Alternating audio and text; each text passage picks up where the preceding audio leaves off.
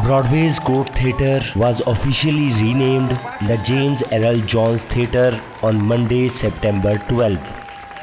Today's renaming of this freshly renovated venue as the James Earl Jones Theatre recognizes all he has contributed and imprint this enormously gifted actor, performer, and leader has made on our dynamic Broadway community.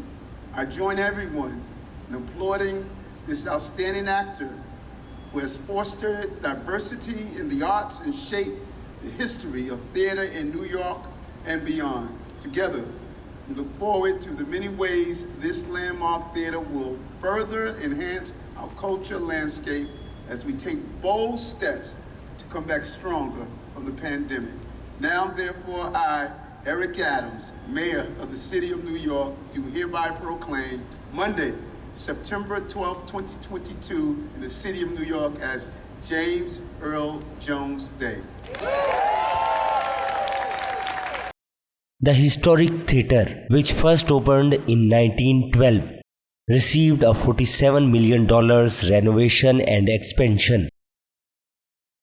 Jones performed one of his acting roles at the theatre in 1958 in Sunrise at Campobello.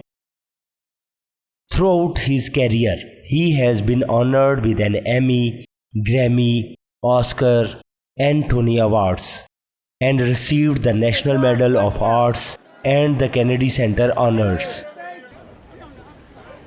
The ceremony was attended by Broadway notables, including Samuel L. Jackson and Brian Stokes Mitchell. Jones, 91, was unable to attend the event.